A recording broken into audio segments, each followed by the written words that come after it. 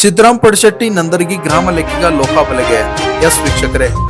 police ಅಧೀಕ್ಷಕರು Karnataka Lokayukta Kalaburagi SP John Antony ಮಾರ್ಗದರ್ಶನದಲ್ಲಿ